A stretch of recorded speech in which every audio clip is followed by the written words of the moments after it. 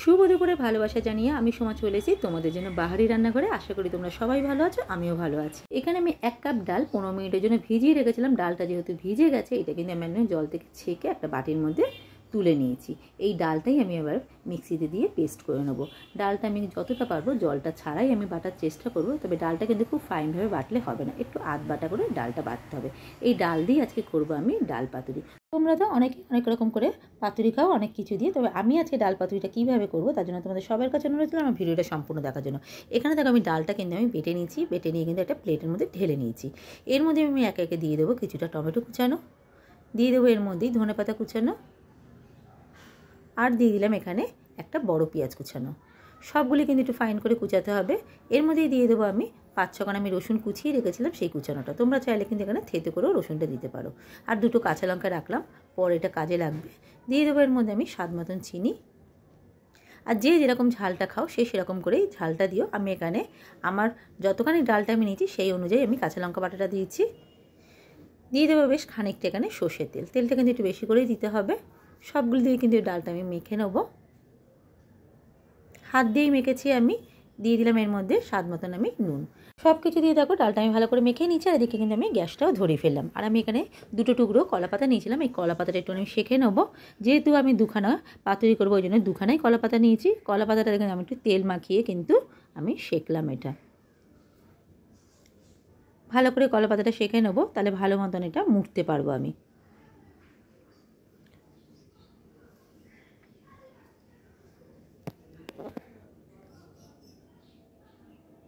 চলো এবারে গ্যাসেতে আমি ফ্রাই প্যানটা বসিয়ে দিয়েছি। ফ্রাই প্যানেতে 1 টেবিল চামচ সর্ষের তেল আমি দিয়ে দেবো। তেলটা গরম হবে যতক্ষণ কিন্তু আমি পাতুরিটা রেডি করে নেবো।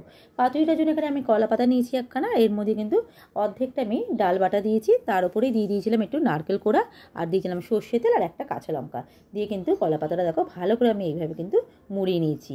পাতাটার মধ্যে ডাল দেওয়ার ভিডিওটা আমার স্কিপ করে গেছে, তাই আমি দেখাতে পারলাম না। তবে আমি যেরকম করে বলেছি সেরকম করেই কিন্তু আমি ডালটা দিয়ে আমি কিন্তু দেখো কলা পাতাটা এইভাবে কিন্তু আমি ভাজ করে নিয়েছি।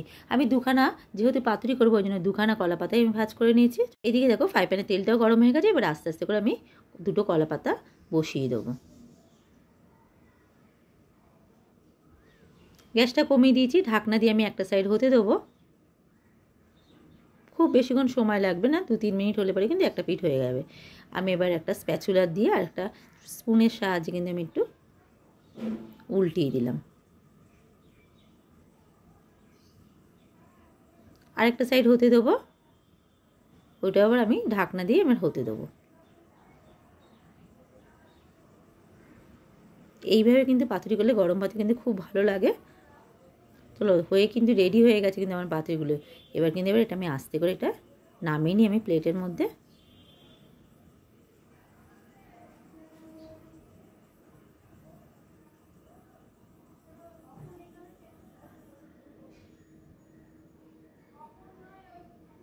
নামিয়ে নিলাম প্লেটের মধ্যে। দেখো রেডি হয়ে গেছে কিন্তু আমার ডাল পাতুরি। এইভাবে তোমরা একবার বাড়িতে বানিয়ে দেখতে পারো। আর আমার রেসিপিটা যদি ভালো লেগে থাকে আমার ইউটিউব চ্যানেলটাকে সাবস্ক্রাইব করে দিও। ফেসবুক প্রোফাইল থেকে দেখবে, লাইক শেয়ার কমেন্ট করার অনুরোধ রইল। আর এইটা কিন্তু তোমরা গরম ভাতে অবশ্যই পরিবেশন করবে।